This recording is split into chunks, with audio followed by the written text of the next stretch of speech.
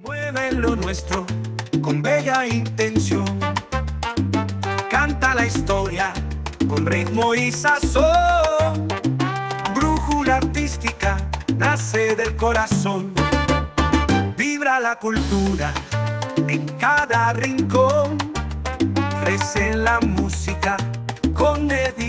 Estamos desde los jardines de la Casa Museo Augusto Nicolás Calderón Sandino en Niquinomo. Este museo es administrado por la Dirección Nacional de Museos de Nicaragua del Instituto de las Culturas de Pueblos y Juventudes.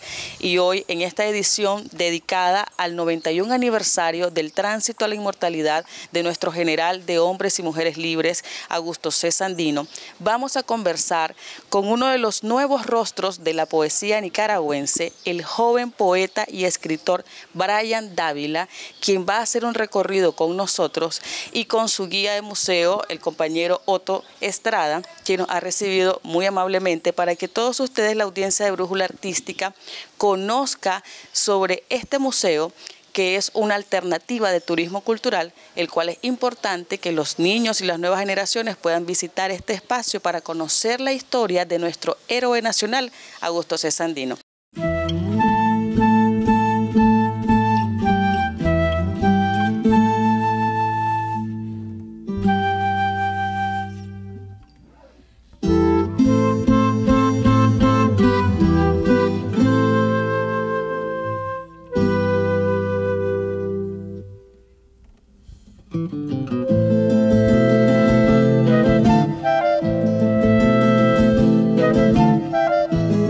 Gracias, don Otto, por recibirnos. Para nosotros es un gusto recorrer este espacio y presentárselo a nuestra audiencia de Brújula Artística, acompañados del poeta Brian.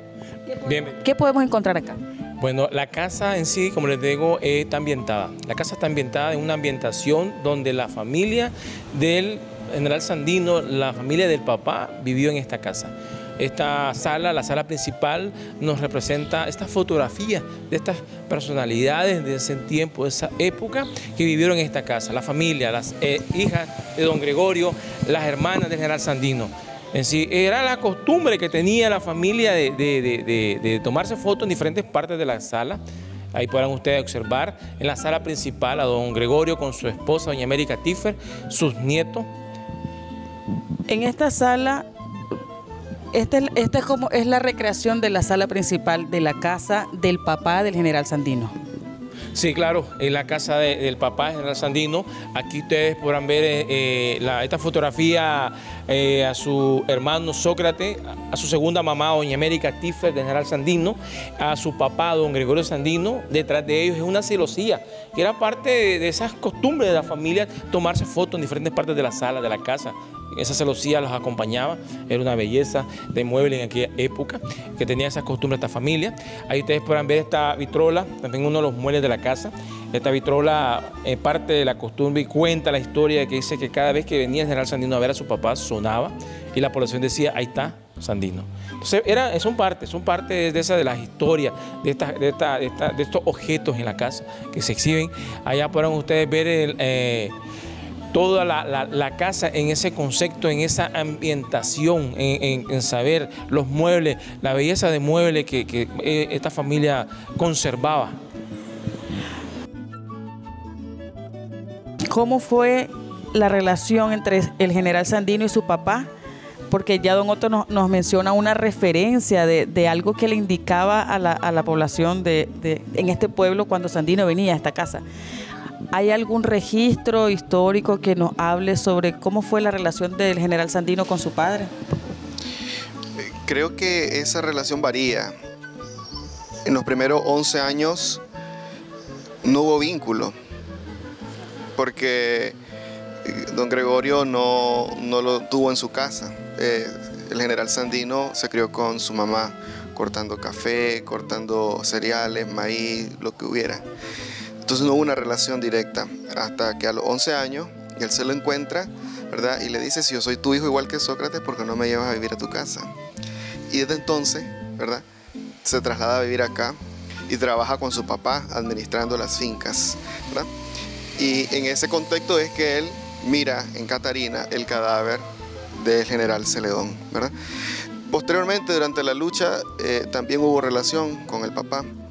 De hecho, el día que a Sandino lo asesinan, él estaba junto a su papá. Lo bajaron a él del automóvil, a él y a Sofonía Salvatierra, y al general Sandino y a sus otros dos compañeros de lucha los llevaron a fusilar. Es decir, el papá de Sandino, don Gregorio, estuvo presente durante o posterior a los 11 años de vida de general Sandino. Y así es como llega a esta casa, porque no nació en este espacio, ¿verdad? El general Sandino. No, él no nace en esta casa, nace en este pueblo, pero él, como expresaba el poeta, de que le pregunta directamente a don Gregorio Sandino si era su padre, sí o no. Y don Gregorio, al bajarse al caballo, le expresa y le dice: sí, Augusto, yo soy tu hijo. Yo soy tu padre, perdón, yo soy tu padre. Y entonces donde les pide que lo trajera a vivir a la casa de los hermanos. Acordémonos, en aquel entonces estas familias eran muy conservadoras, eran familias muy conservadoras. Entonces, y lo que conocía resaltaba ese popular que se conoce, se dice, el machismo en esta familia. El machismo ahí expresaba, el hombre era el que decide ese día: aquí traigo a mi hijo, y entonces que fue que él viene a vivir a esta casa. La astucia, podríamos decirlo y retomarlo, del muchacho, que fue un chavalo muy astuto. Se ganó la confianza de la familia, de las hermanas, de la madrastra, se llegó a quererlo, a su madrastra y ella a él, porque lo visitó hasta el Chipote, en las montañas de la Segovia, al general doña América Twyffer, y fue que él tuvo ese amor. Por eso en una de sus cartas le expresó y le dijo: para mi querida mamá América Twyffer. Por eso estos 91 años son 91 años trascendental, son 91 años de mucha guía, de mucha historia que nos transmitió nuestro general Sandino, y nos sigue transmitiendo, claro, llevado, coordinado y en sí y siempre dirigido por nuestro comandante copresidente Daniel Ortega y la copresidenta Rosario Murillo. A propósito de la presencia de la mujer en la vida de Sandino, de nuestra querida heroína Blanca Arauz, miramos acá una máquina de escribir. Esto representa en la historia de Sandino, según lo que ustedes han querido mostrar en esta primera sala, ¿qué trascendencia tiene este objeto dentro de esta sala? Bueno, acordémonos de que este instrumento, este objeto, esta máquina, prácticamente en aquellos tiempos todo eran telegramas. Sí. Todo eran telegramas. Entonces, acordémonos que nuestro general se casa con la primera telegrafista de San Rafael y de Nicaragua, la heroína Blanca Estela Arao Pineda. Entonces, de ahí donde él, al casarse con esta muchacha, claro de que él dejando a sus otros amores, porque él aquí a los 16 años tuvo un gran amor, le prometió casarse con ella y dejando a este otro amor, a doña María Soledad Sandino, pero él le expresó y le venía a explicar, pero ya no le encontró a ella, cuenta esa carta que él le escribe a María Soledad, y ya no le encuentra para explicarle, no le dio tiempo para poderle explicar. La heroína, doña Blanca Estela Arao Pineda, sirve y facilita esa comunicación, esa herramienta al general Sandino. La máquina de escribir era una de las herramientas para esta compañera, esta heroína, doña Blanca Estela Arao Pineda, al general Sandino, en esos telegramas que ella le escribía, le narraba esos telegramas, claro, dictados por nuestro general Sandino. ¿Cómo marca el tema de la comunicación y las cartas para poder contar la historia de Sandino a las nuevas generaciones? De hecho, que sin el papel fundamental de Blanca Estela Arauz no pudiéramos contar con todo el material documental que tenemos de las cartas y manifiestos de Sandino. Es decir, en medio de la montaña, que se dedicaran a escribir cartas, eso es fundamental para la historia. Entonces, contar con Blanca Estela Arauz como telegrafista de San Rafael y como la principal comunicadora del Ejército Defensor de la Soberanía Nacional fue fundamental. De hecho, que para poder iniciar los procesos de paz en enero de 1933, ¿no? Quien dio el comunicado a Managua desde San Rafael del Norte fue Blanca Estela Arauz. Incluso estuvo presa, ¿verdad? Porque fue enviada, comisionada por el general Sandino para que comunicara que estaba dispuesto a empezar a negociar la paz después de que la Marina Yanqui salió del país. Y ella lo comunicó y ella formó parte fundamental, ¿no? Para empezar los procesos de paz. Por eso está muy bien representada la máquina de escribir en esta sala. Don Otto y poeta Brian, ¿qué podemos encontrar en esta siguiente sala? Miramos la siguiente sala es la sala de venta, de negocio de la familia, porque la familia eran comerciantes. Eran comerciantes, don Gregorio Sandino, doña América Tífer eran comerciantes. Ellos se dedicaban mucho al negocio. Aquí a las 2 cuadras era la estación donde pasaba el tren que venía de León y de Managua hacia Granada. Entonces ellos vendían el grano, de igual forma nuestro general Sandino sirvió, le apoyó, fue su brazo derecho de don Gregorio Sandino a servirle, a apoyarle en esos negocios. Y ahí viene en sí también que cuenta la historia de que ya él vendía y compraba grano y de igual forma ya él tuvo ese conflicto con Dagoberto Rivas, otro comerciante del pueblo que lo estafa, le vende un quintal entre bueno y malo. Al venderlo en la estación, él con sus granos de su papá se le regresan ese quintal que estaba malo.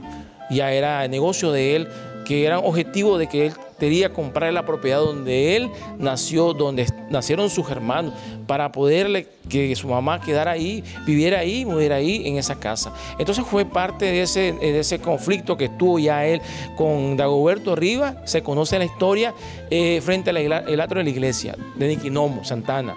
Sandino entonces en esta casa y con la familia de sus padres aprendió sobre ventas, sobre el negocio, sobre cooperativas. De niño ya ese aspecto, esa personalidad de nuestro general ya era nato de él. Desde niño era un chavalo muy despierto, un chavalo muy dinámico, ya desde niño era un chavalo activo y claro, con mucha agilidad en los negocios, en las estrategias. Ya, por eso cuando él parte de Niquinomo, se conoce la historia hacia la costa atlántica, él trabaja en las bananeras, trabaja en las minas y él le hace saber a sus hermanos campesinos que tenían que organizarse, porque ellos estaban en protesta de un lado a otro lado, pero él les recomienda y les dice, se tienen que organizar. Mientras no se organizan, no hay ningún gobierno que los escuche. Entonces ya él tenía esa organización, ya tenía él esos conocimientos. Derechos colectivamente. Sí, de hecho el cooperativismo es uno de los legados principales que nos dejó Sandino.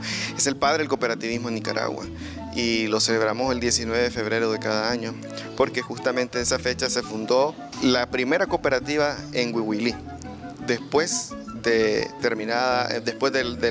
acuerdo de paz.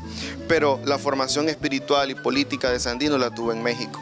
Después que él sale de Bluefield, empieza un recorrido por toda la costa mesoamericana, por Honduras, Guatemala, hasta llegar a México, Yucatán, Mérida, y ahí se tiene contactos con revolucionarios, con anarquistas, con sindicalistas, y con las ideas del socialismo libertario, ¿no?